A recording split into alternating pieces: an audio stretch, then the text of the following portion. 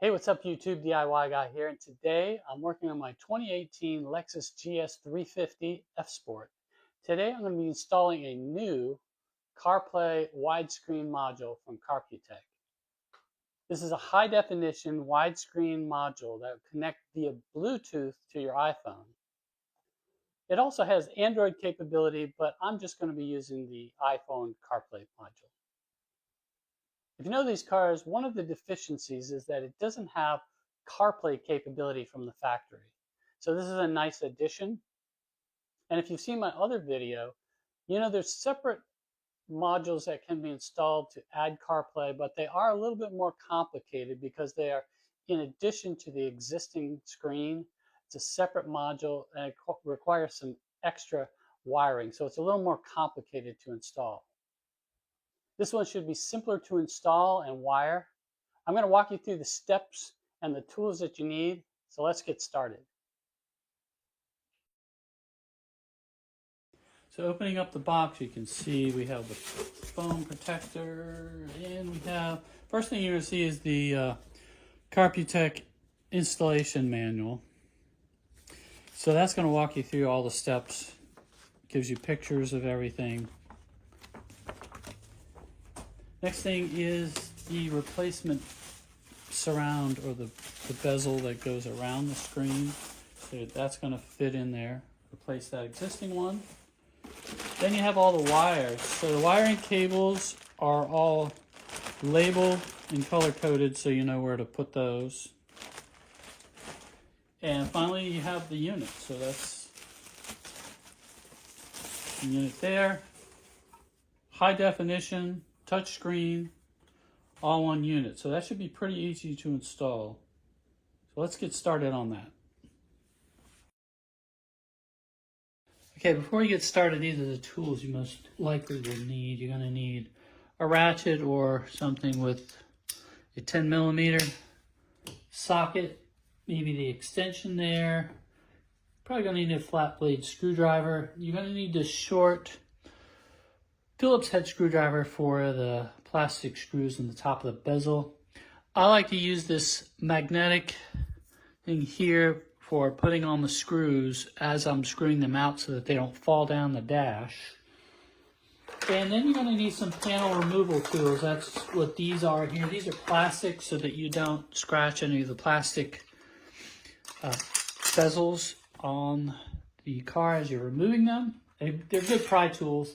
And then you're going to need a set of microfiber towels to protect your dash and your center console when you're pulling those things out. So the first thing we're going to do is remove this panel here. And I find that opening up the dash, the glove compartment, and getting in behind here and using two pry tools, you can work your way across the top and loosen up that. Then you can get behind here and pull gently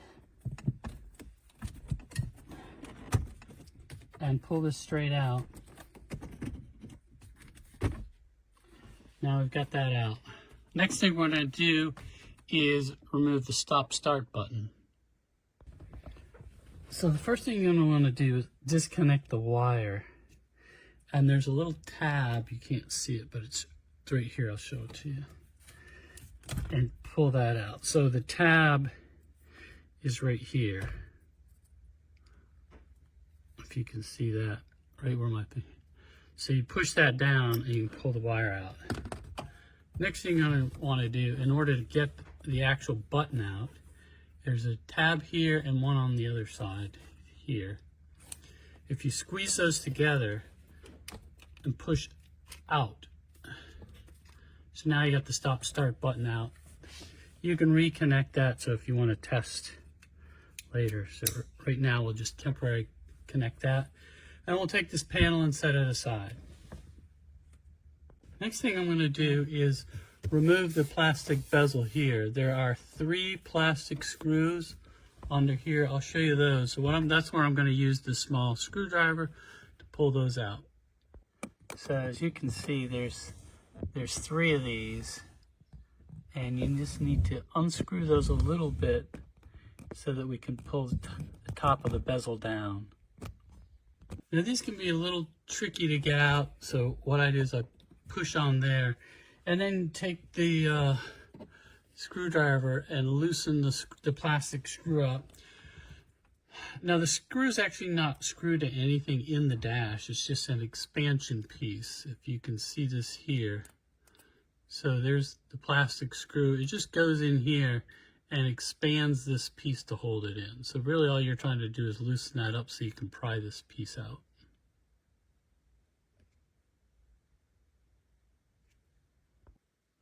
Now the next thing I'm going to do is take out the actual bezel up here.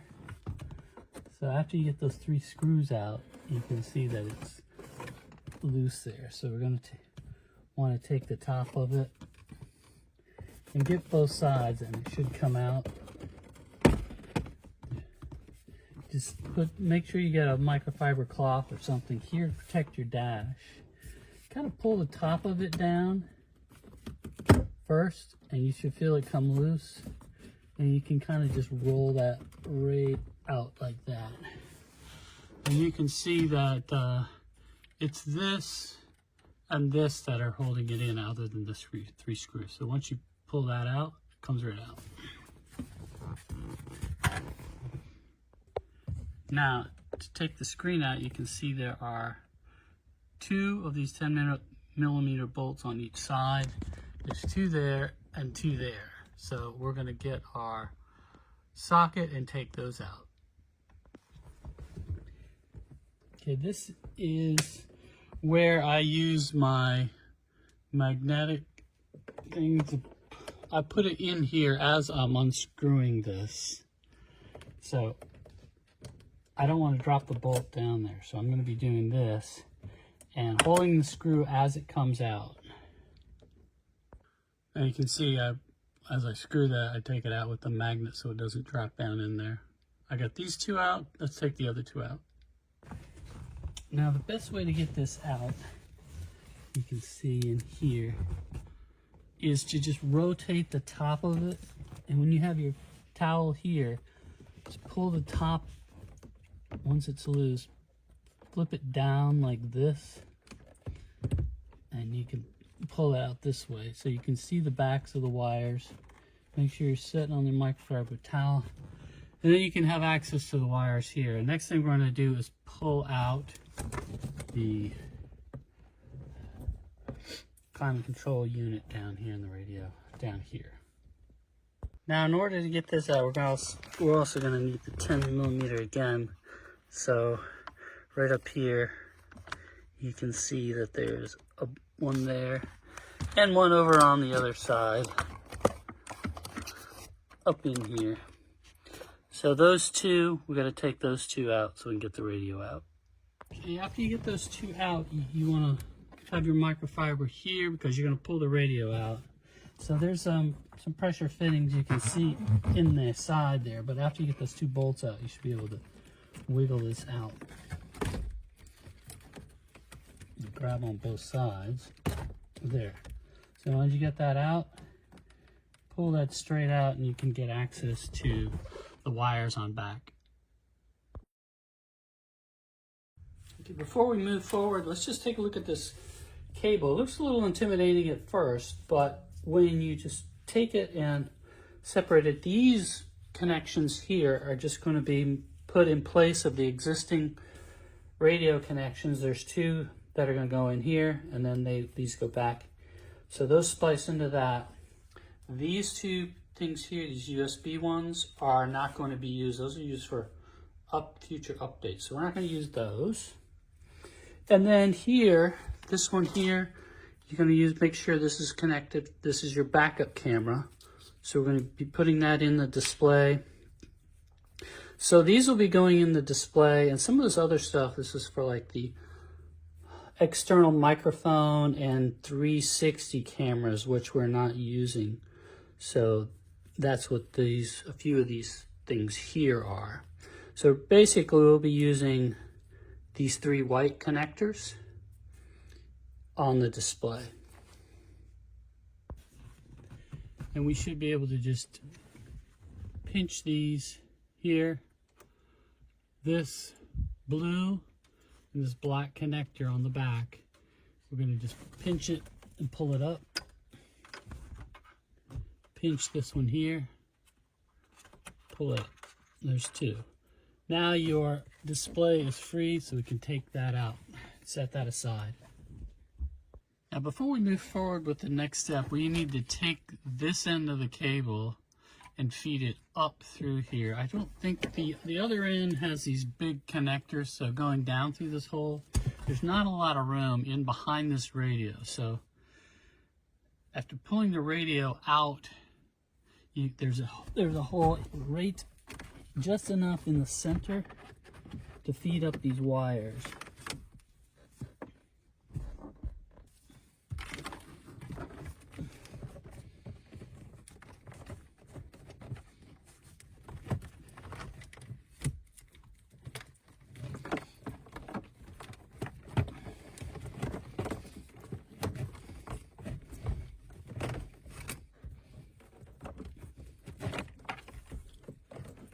Okay, so we have the wire connections ready. Now we can take the new display and connect that up. First thing we're going to do is take the old connections that came off the radio, which were these two, the black one and the blue one. The black one is actually going to connect into this one here, which is the backup camera. So the black one will go in there. So that clicks. Now the other three here are going to go on the back of the display. So if we feed those wires down, should be able to get just enough room to lay the display on here. Connect the blue one up here and the white one over here.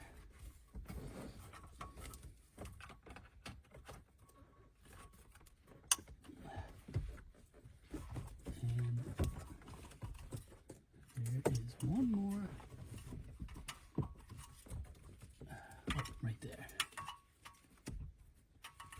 One last connector that has to go in here, and they only fit, they won't fit in any other hole there, so you'll know which ones go in there. So you got those three in there, the backup camera connected to the other piece. Now we can move on to the back of the radio. Now if we're looking down at the top of in the back of the radio, there's two connectors that we're going to be replacing. This big one here and this second one in from here. Those two are the two we're going to be connecting to those wire splices. Now this one has a way you have to push. There's a little tab underneath here. So you have to push up or pinch that and lift that up. That will release the connector. That's one. Then the other one is over here. You have to push down on this tab here. Right there.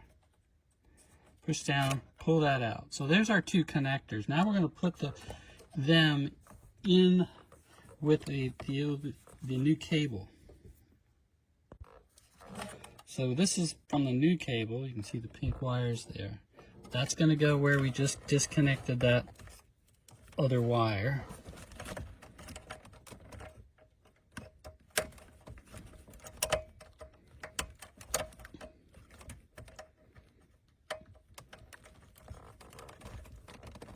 That's one.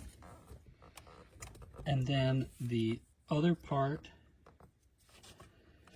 is going to go in the big connector. This is the new cable. Spin it around. Push that all the way in. And then again push down on the gray tab so it locks in place. You'll hear a little click there. Now we have to take the ones we just took out and we're splicing in. Again, this is the new cable, and this is where we put in the ones that we took out of the back of the radio. So we're just swapping out these two. So this is the new cable, this is the one from the radio. Connect those. This is the new cable here, this is the one from the radio. And we're going to put those in. It goes this way. Okay, yeah, it goes like this. So you're going to have this on the left side, put your gray connector in, and then snap it down into place. Now on the radio, what I did, there's not a lot of space behind there, but you have to tuck all the wires in there and push the radio in. You'll feel those pressure pieces. This is not screwed in yet. I pushed it in there till I felt it, the connectors latch, and the wires had to be tucked in there. So those big connector wires, there's not a lot of room there. So just work on that, get that tucked in there, and now we just need to put the display back. Again, we're going to tuck these wires in behind here.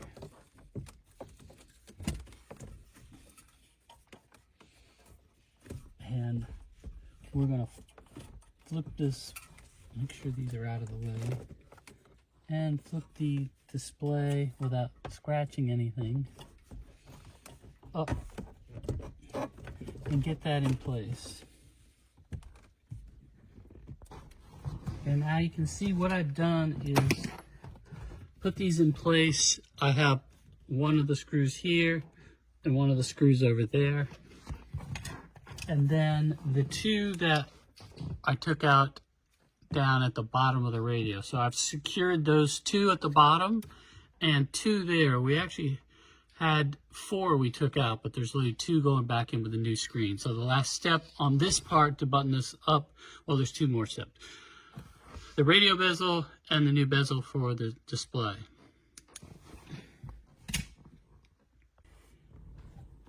Okay, so the last part, putting this bezel in, is kind of tricky because it doesn't just go in very easily.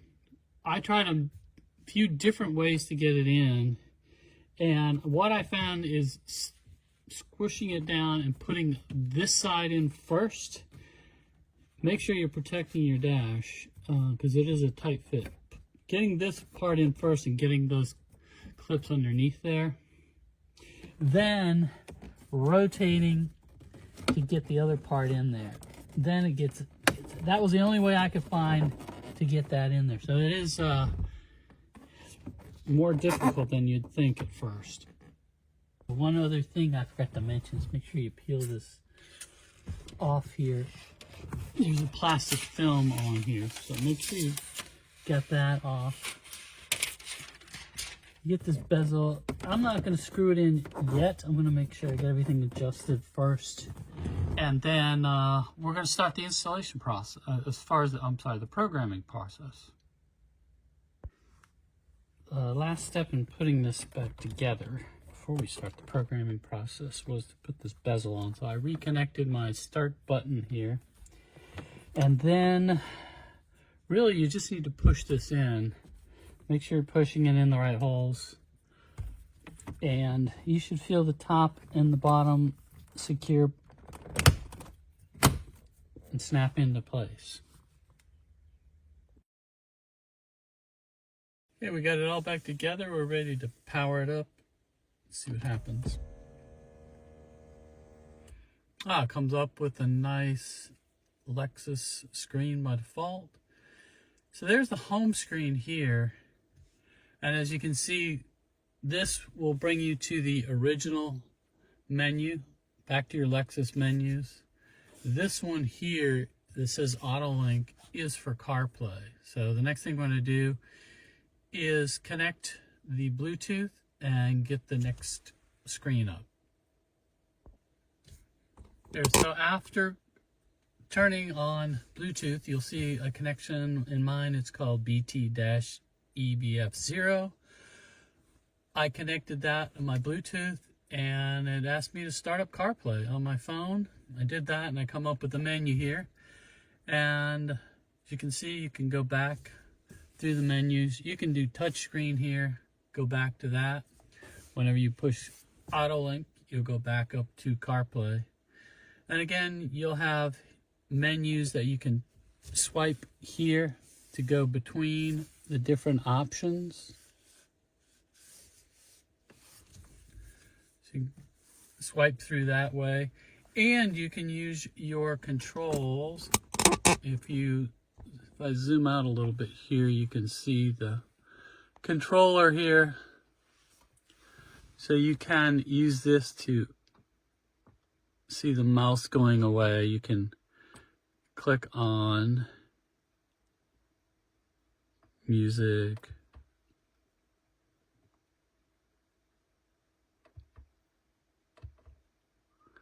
And go back down through the menus there. And you can click and go back to clicking your menu button will bring you back. Anytime you want to go back to CarPlay, just click on Autolink.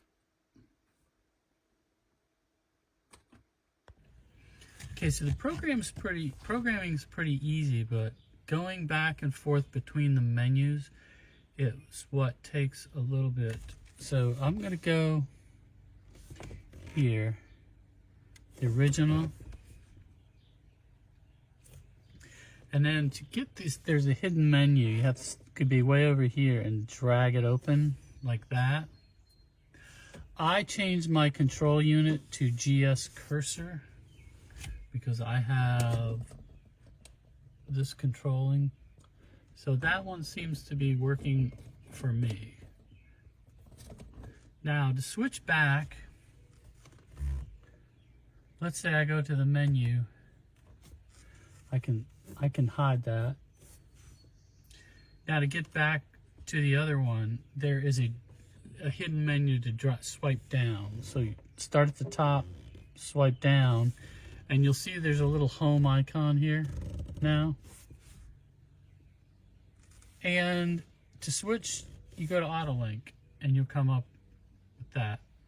Again, to go back, you can go to Car, go back to your original menu, and anytime you want to go back, swipe down till you see the home, Autolink. And that you can also do that when it comes up, when you start up the car, it'll automatically come up in CarPlay. So if you don't need to switch back and forth, you'll be good to go on that. That's just got to remember how to switch back and forth when you want to.